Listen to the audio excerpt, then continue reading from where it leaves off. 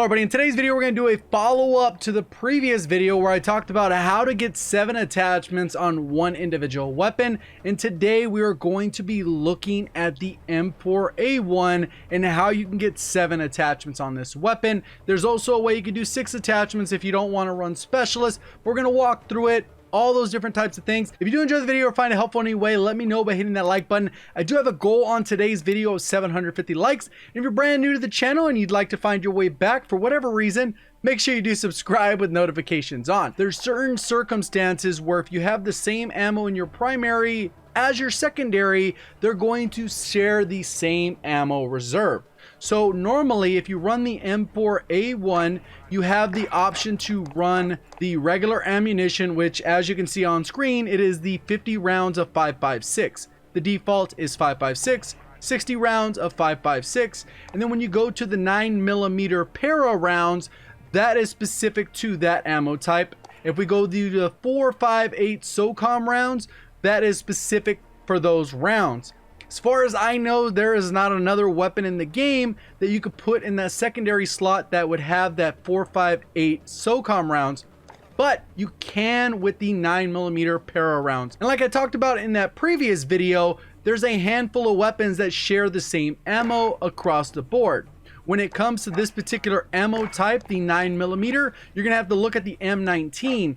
And how you're going to be able to stack these attachments is, as you can see, there's 5 attachments on this weapon, but in reality the main one we're worried about here is this one attachment being equipped, which is fully loaded, and that'll allow you to spawn into the match with 400 rounds. Especially when you use the M4 in this way, you end up running out of ammo pretty quickly because you only start with like 96 bullets. It means you get 3 magazines and that's it, or something along those lines. So this way, with having like 300-400 rounds, you're going to be able to go on a consistently long streak without actually having to resupply. So that's the 6th attachment. Where the 7th attachment comes in is within the specialist bonus. You go to your perks. This is what I have mine set up to, but you can really do it in whatever order. The key is once you reach that specialist bonus, you actually get a couple different bonuses that are not mentioned here.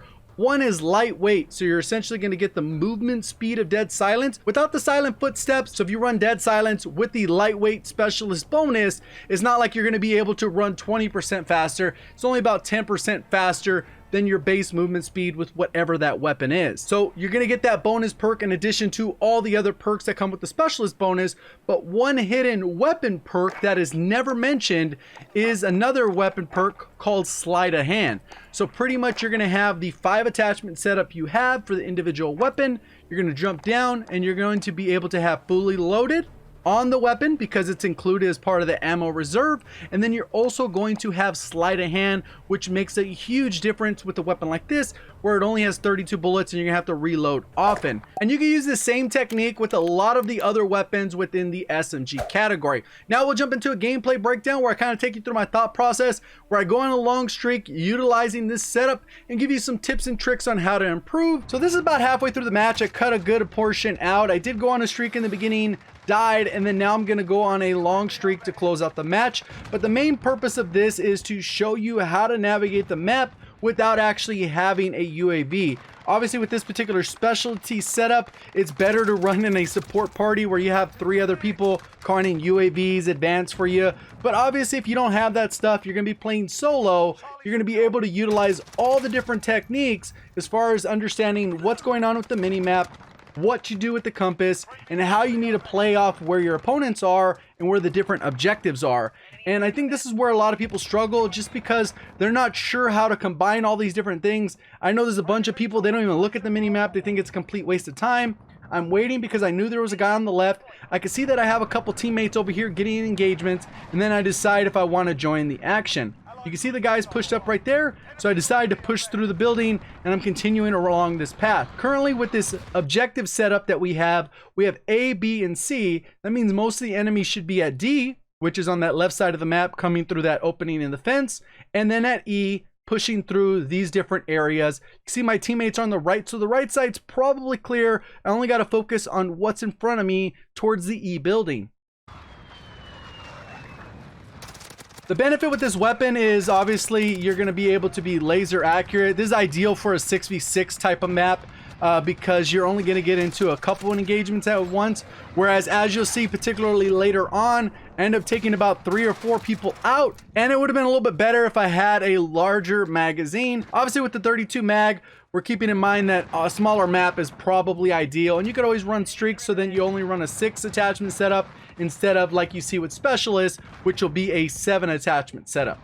So I'm coming through, paying attention to what's going on. I can see that there's 3 different guys here. And what tends to happen is you get these weirdos where they end up going and jumping on E. The ABC setup is perfect. If we're on the opposite side, the EDC setup is perfect. You really want all those locations together as long as possible, because what ends up happening is once you capture E, then you have people coming out of spawn on their side, trying to push all the way across the other side of the map, and then they start taking A. Well, now they're at A, E, and then somehow they slip through the cracks and they take C, and then it gets a little bit weird and hard to predict. And obviously when you're playing with 23 other people that are random on your team, it gets a little bit confusing because people just generally don't know what to do. You can see the footsteps. I kind of had an idea the guy was close because of how dark those footprints were. Pretty much what I'm doing now is you can see that all my teammates are stacked here. They jumped on E, enemies decided to go for A. I am pretty sure that my teammates stopped them from getting A. But what you're going to want to do is still move around the building. I come by, pick up the ammo, even though it's unnecessary. I have about 400 rounds there. And this is the sight line you're generally going to want to check. From here to there, teammates are probably going to go and try and grab D, which is a dumb move, because then that forces enemies to go in other locations. Whereas if they're at that D building, literally they're going to spawn in, walk out, easy kill. Walk out, easy kill. And that's just kind of how it continues. Luckily, that guy got a little bit distracted. I see that the teammates over here taking on that guy. He looks like he died.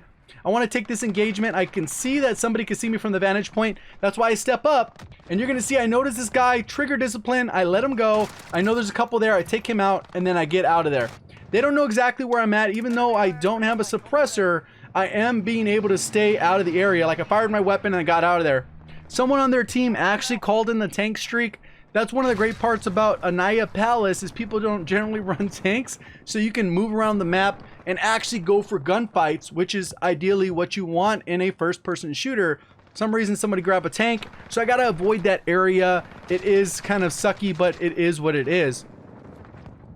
So now you can see my teammate died there, so I'm probably not gonna go in that area. I'm peeking this left side. I got a good idea where the vantage points are. I check it really quick.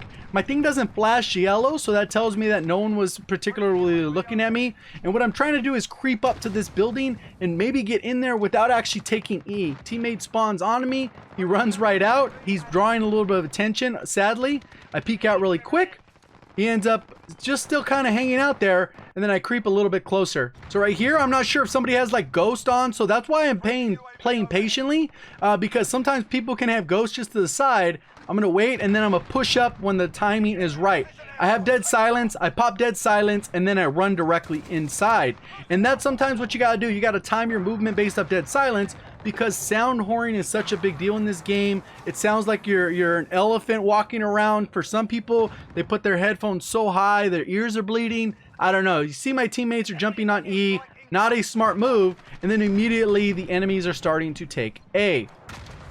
The blast is coming in there. I gotta get out of there. I checked that really quick. You saw the guy, the little flash, and I'm kind of moving through.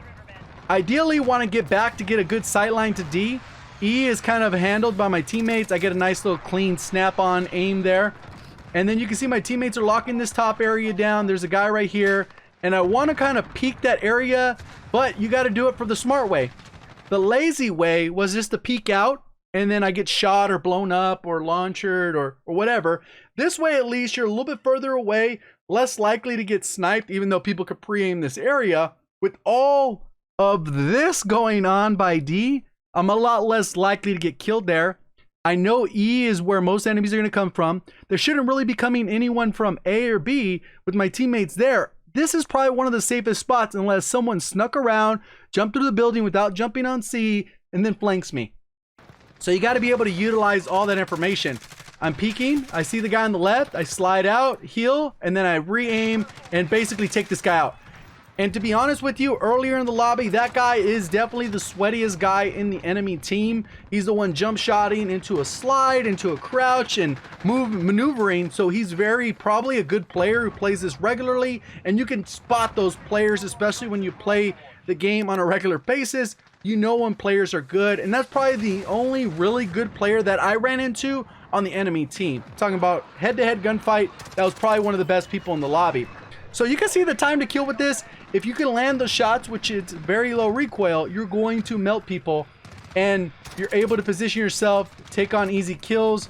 11 bullets I used to take the guy. I probably landed 6 of the 8, 6 of the 11, and sometimes you continue to fire and you don't recognize they're dead yet before you release the trigger.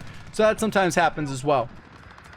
So I just got to play this smart. Luckily, my team have played this the right way, but sadly, they're starting to take D, or at least it's contested, and that's forcing more enemies out of E, which I don't really like. So all I did here is I popped dead silence because I thought I heard someone come around. I think sometimes when your teammates spawn on you, they make a lot of noise and then they disappear. You can see they end up dying there. You can see there's a vehicle. I don't usually come to this side of the map that often. As you can tell, I thought that was a door, and then I decided to push out. I was going to run out through the side door there, but I didn't think that was the smartest move. You can see my teammate drew some attention this way, so I can't look that way. I end up still getting shot, and then I decided to back off a little bit and take it from a different angle, seeing if somebody could see it. You got to pre-aim a lot. A lot of times people don't realize pre-aiming is probably one of the #1 things you can do. I'm not saying that you should just hold a pre-aim forever, but you should pre-aim, let go, pre-aim, let go, and you're kind of in that motion where you're continually pre-aiming and then not pre-aiming. So there's a couple here. I take him out. I missed a couple shots there, end up hitting the pillar. I back off. I know that there's an enemy over here. I'm waiting till the mini-map updates again with that UAV, peeking it again. I know there's a guy right here because of the compass. You can see it on the compass. So this is a guy who has ghost, right? But paying attention to the compass, you can hear the guy. So look at, he's not popping up on the mini-map, but he has ghost, right? So he's popping up because he's firing his weapon. So you got to use the compass. I see the fire there. I come out, slide, and then I pretty much melt that guy as well.